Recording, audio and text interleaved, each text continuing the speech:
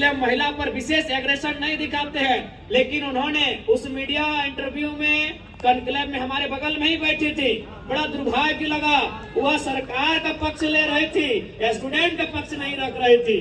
तो उन्हें इतना ही संदेश देंगे कि मैडम जी, मांडर की जो मैडम है, विधायक मैडम, उनको इतना ही संदेश देंगे कि आप अभी भी एक छात्र की आयु के बहुत करीब है। आपने छात्र जीवन को पार किया भी यही 5 से 6 साल हुआ होगा। आप स्टूडेंट की समस्याओं को समझते हैं। तो यदि आप स्टूडेंट की समस्या को समझते हैं तो आंख बंद करके सरकार में है, तो इसका मतलब जरूरी नहीं कि सरकार का बचाव करना है। और उनके पिताजी यानी बंधु जी का कहना है क्या, आपको मालूम है 5वां जेपीएससी में लिखा था कि फलना रिश्तेदार बंधु तिर्की जी का पूरा घटोला लोग मिलके गया था 5वां जेपीएससी, आपको याद है ना? उसमें लगभग आधा दर्जन विधायकों के रिलेशन का हुआ था उस जेपीएससी में। आज भी उस जेपीएससी में समय समय में सवाल खड़ा होता है, लेकिन फिर पैसा देके जांच को बंद कर दिया जाता है। इसलिए ये तो मानना होगा बंधु जी भी अपनी परिवार के बाहर नहीं सोचते हैं। इसलिए अब मांडर का नेतृत्व हम चाहेंगे।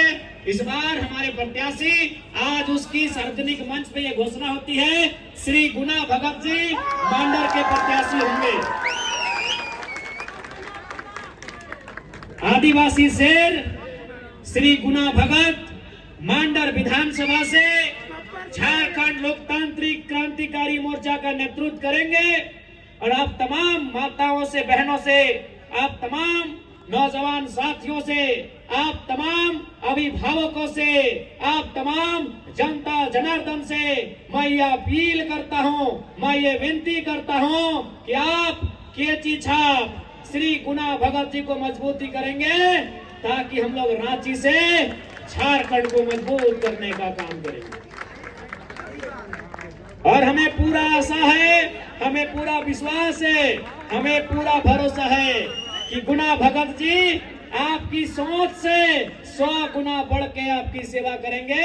हम गुना जी से अपेक्षा रखते हैं, गुना जी 100 गुना बढ़ के आपकी सेवा करेंगे।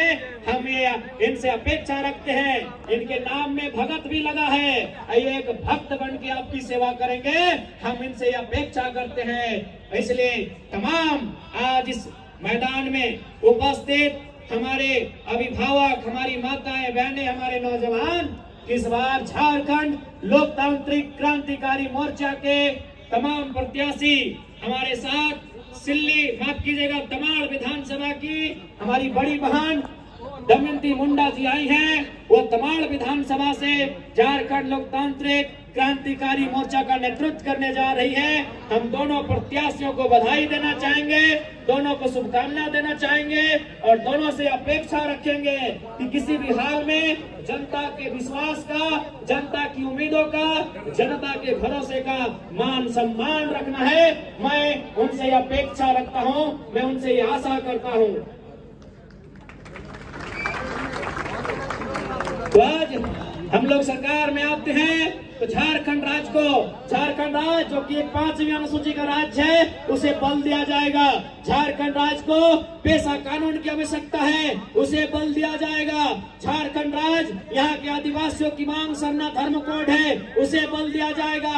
झारखंड को सुरक्षित करने के लिए संथाल में एसपीटी कानून, छोटा नागपुर में सीएनटी कानून और कोल्हान में विल्किंसन कानून है। इन कानूनों को बल दिया जाएगा, इन कानूनों को मजबूत किया जाएगा।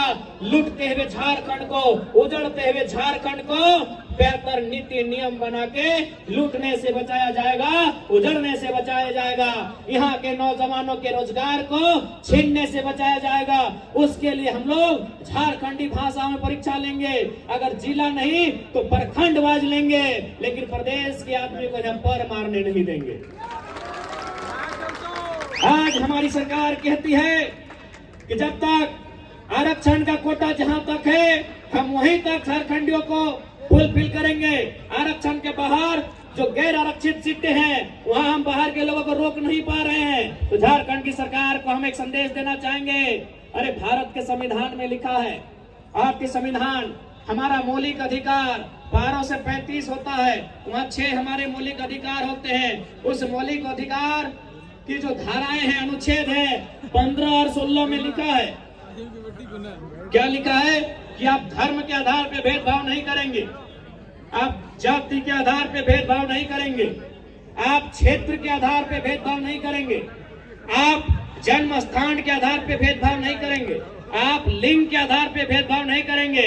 लेकिन भाषा का जिक्र कहीं नहीं गया है, इसलिए हम लोग प्रखंड वाइज परीक्षा लेंगे और उस प्रखंड में जो भाषाएं प्रचलित हैं उस भाषा में परीक्षा लिया जाए। जैसे ये बेड़ो प्रखंड है, बेड़ो प्रखंड में यहाँ के लोग सादरी बोलते हैं, आदिवासियों में उरांव समुदाय की आबादी है, वो कुड़ुक भाषा बोलते हैं। इसके अलावे जो इस क्षेत्र की भाषा है, रांची जाएंगे तो रांची में कुछ संथाली, कुछ मुंडारी, कुछ कुड़ुक, कुछ नागपुरी, कुछ कुड़माली, जो भाषाएं उस क्षेत्र की हैं उस भाषा में परीक्षा लेंगे। क्योंकि इससे क्या होगा कि जो प्रदेश के युवा हमारी नौकरियों में हकमारी कर रहे हैं उन्हें एक बैरियर लग जाएगा। कैसे? जैसे मैं बार बार उदाहरण देता हूँ, मेरा घर है धनबाद जिला, प्रखंड है तुपचाची, वहाँ एक कहावत कही जाती है।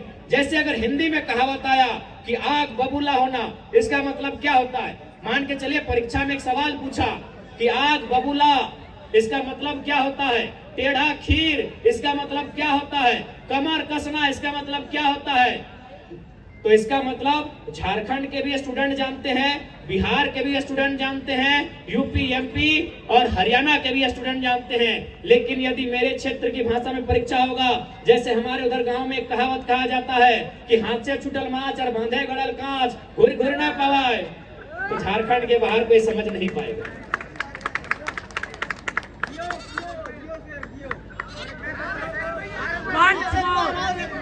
कि हाथ से छुटल माछ और बांधे गड़ल कांच, एकर मने की लगे बुझाओ। इसका आंसर केवल और केवल उस जिला के स्टूडेंट जानेंगे, केवल और केवल उस प्रखंड के स्टूडेंट जानेंगे। इसके अलावा यूपी, एमपी, बिहार, राजस्थान, हरियाणा के स्टूडेंट नहीं जानेंगे। लेकिन इनके पास विजन नहीं है, इनके पास प्लानिंग नहीं है। सबसे महत्वपूर्ण बात है, बहुत कम लोग हैं जिन्होंने संविधान को पढ़ा। हाँ, 81 विधायक में 2-4 हैं जो पढ़े हैं, लेकिन बहुत कम, 90% लोग उनको मालूम ही नहीं आर्टिकल 15 और आर्टिकल 16 होता क्या है। उसमें आपके पास गूगल है, आप साफ साफ पढ़ लीजिए, आप वहां भाषा का कहीं जिक्र नहीं किया गया है। यानी आप भाषा के आधार पर परीक्षा लीजिए। जब वो बेड़ो प्रखंड में आएंगे, हम सादरी में, कुड़ुक में परीक्षा लेंगे। जब रांची जाएंगे तो आपका नागपुरी में लिया जाएगा, संथाली में लिया जाएगा, कुड़माली में लिया जाएगा। हम तमाड़ जाएंगे तो मुंडारी में लिया जाएगा, कुड़माली में लिया जाएगा, पचपरगनिया में लिया जाएगा। यानी जो उस क्षेत्र की भाषा है उस क्षेत्र की भाषा में परीक्षा लिया जाएगा। इससे झारखंडी युवाओं का जो हक है उसमें हकमारी नहीं होगा।